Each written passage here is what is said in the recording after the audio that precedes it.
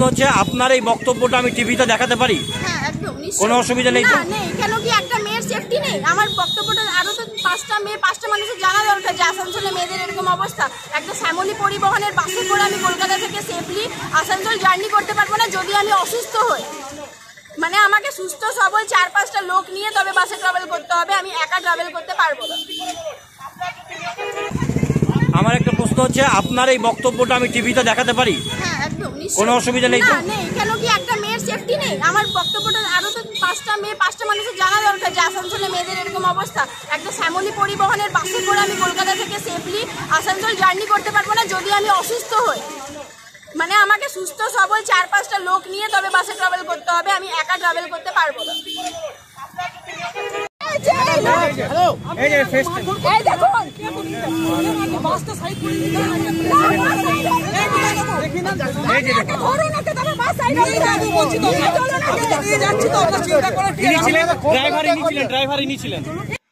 নমস্কার, আমি তিলাঞ্জন, TSNM নিউজে আপনাদের স্বাগত।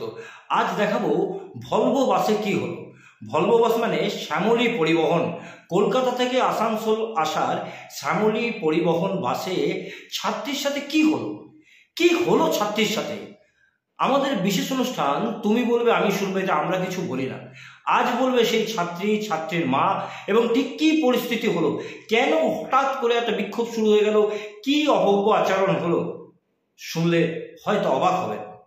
আমরা দুপক্ষের সঙ্গে কথা বলেছিলাম, ভলভো বাস কর্মীর সঙ্গে কথা বলেছিলাম, শ্যামলী পরিবহনের যে ভলভো বাস তার কর্মীর সঙ্গে কথা বলেছিলাম, ছাত্রীর মায়ের সঙ্গে কথা বলেছিলাম। সবটাই শোনাবো। পুলিশও এলো, ঠিক কি হলো। পুলিশ এলো, লোকজন জমা হয়ে গেল আসানসোলের ভলভো বাস স্ট্যান্ডে। শ্যামলী পরিবহনের বাস কর্মীদের বিরুদ্ধে কি অভিযোগ উঠলো, ভলভো বাসের ছাত্রীর সঙ্গে কি হলো, কেন হলো, কি অদ্ভুত বিষয়। দেখুন সবটাই। সমস্যা হয়েছে, কি সমস্যা হয়েছে দাদা?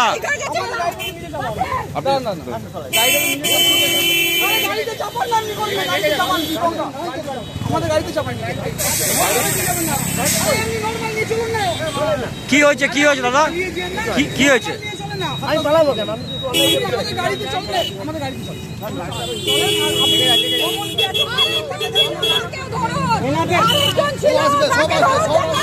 এনাদের যে ছিল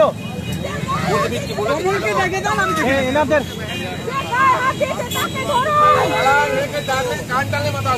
ওকে ধরুন।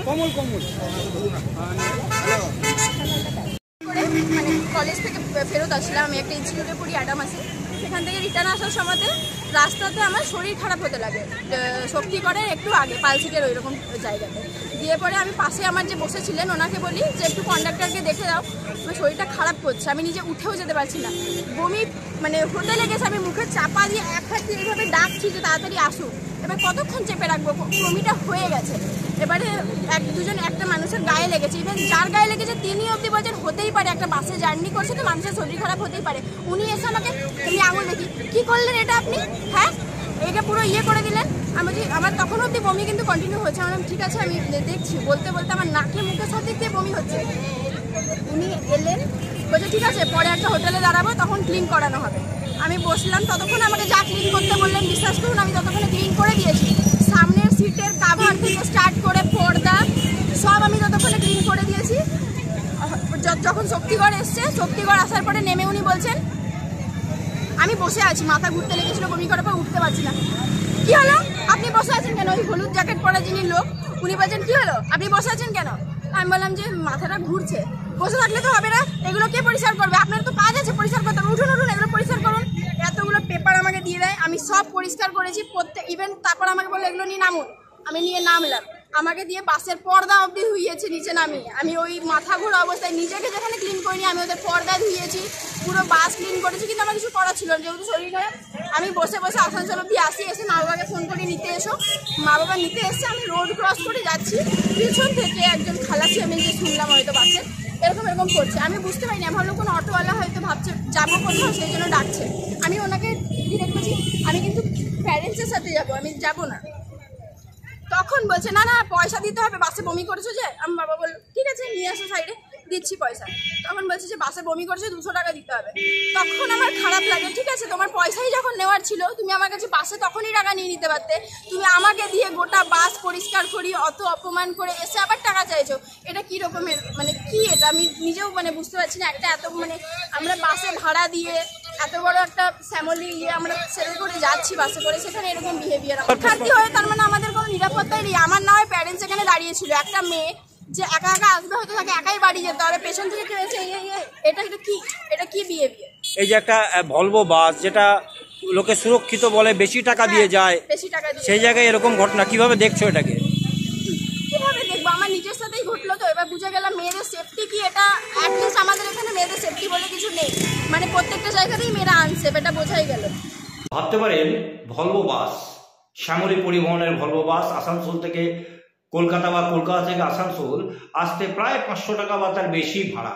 সেখানে যদি শরীর অসুস্থ হয়, বমি করে ফেলে কেউ, বমি তাকে পরিষ্কার করতে হবে, তাকে বমি পরিষ্কার করতে হবে, সেই কাগজ দিয়ে বমি পরিষ্কার করতে হবে, সেই বমি ফেলতে হবে, আশেপাশের পর্দাগুলো পরিষ্কার করতে হবে যেখানে যেখানে বমি ছিটকেছে।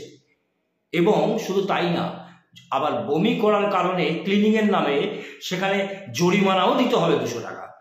ভলভো বাসের মতো যেখানে অভিজাত বাস, ভরসা করে মানুষ, সেখানে কি হচ্ছে?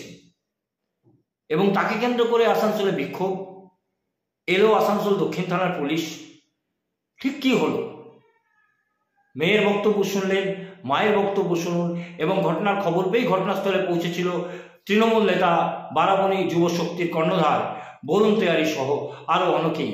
ঠিক কি হলো, কোন জায়গায় যাত্রী সুরক্ষা, শুনুন তার মায়ের কথা। কলকাতা থেকে আসছে, শ্যামলী বাসে যাবে, রাস্তায় মাঝখানে হঠাৎ শরীর খারাপ হয়, ওর বমি শুরু হয়, বমি করতে শুরু করে, বমি হওয়ার পরে এই রাস্তা আপনারা বলছে আপনি বমি ফার্স্টে বলেছে বমি কেন করেছেন, তারপরে তো মেয়েকে দিয়ে যে কাগজ গোটা বাস পরিষ্কার করেছে, পর্দা ধোয়া করেছে, সমস্ত কিছু করা গেছে, কোনো ব্যাপার আমরা কিচ্ছু জানি না। আমরা বাচ্চাকে নিতে এসে ওই পাশে দাঁড়িয়ে আছি, দেখছি পেছন থেকে একটা পুরুষ মানুষ, চেহারা তার মানে জঘন্য একটা খালাসি বাসের, সে এসে আমার মেয়েকে পেছন থেকে দেখছি এইভাবে এই করছে। আমরা দৌড় মেরে ওই পাশ থেকে এই পাশে এসেছি, মেয়ের গায়ে কে হাত দিচ্ছি, কে পেছনে একটা চোর বোন নাকি আমরা ভাবলাম, এসে দেখছি এ বললো কি হয়েছে, বলছে পয়সা দিন। আমরা বললাম কিসের পয়সা, বলছে আপনার মেয়ে বমি করেছে টাকা দিতে হবে। আমি বললাম ঠিক আছে টাকা দিতে হবে, টাকা বের করেছে। তখন মেয়ে ওখানে কেঁদে কেঁদে বলছে আমার সঙ্গে বাসও এমনি করেছে, আর এইখানে এসে ওর পেছনে এসে এমনি গায়ে হাত দেবে, এত সাহস হয় কি করে একটা শ্যামলী পরিবহনের একটা সামান্য খালাসির 100 টাকার জন্য 200 টাকার জন্য তো বাসেই চাইতে পারতো, বাসে আমার মেয়ের কোনো সিকিউরিটি নেই, নিরাপত্তা নেই। প্রশাসনকে জানিয়েছেন? প্রশাসন এসেছিল, পুলিশকে জানিয়েছে, পুলিশ নিজে এসেছে এখন, কিন্তু যে আসল কালপিট তাকে পাঠিয়ে দিয়েছে, অন্য কেউ ধরে নিয়ে গেছে। আসল যে আসামি তাকে ফ্যামিলি পরিবহনের লোকরা পাঠিয়ে দিয়েছে।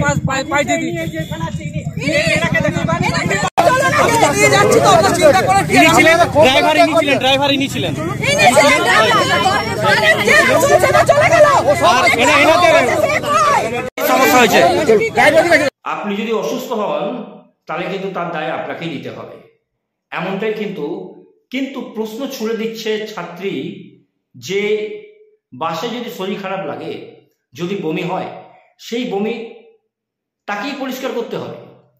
শুধু পরিষ্কার নয়, আশেপাশের পর্দাগুলো পরিষ্কার করতে হবে। সেটাও না, পাল সিটে বমি হওয়ার সেই বমি শক্তি করে এসে তাকেই ফেলতে হবে। আবার আসানসোলে নামার সময় সেই বমি করার কারণে ক্লিনিংয়ের নামে 200 টাকা জরিমানাও দিতে হবে, এবং সেই জরিমানা দেওয়ার আগে একটু ধাক্কাও খেতে হবে। যদিও পুলিশের সামনেই তারা অভিযোগ করেছে, এখন দেখার পুলিশ কি ব্যবস্থা নেয়। সব খবর সবার আগে দেখতে চোখ রাখুন TSNM নিউজের পর্দায়।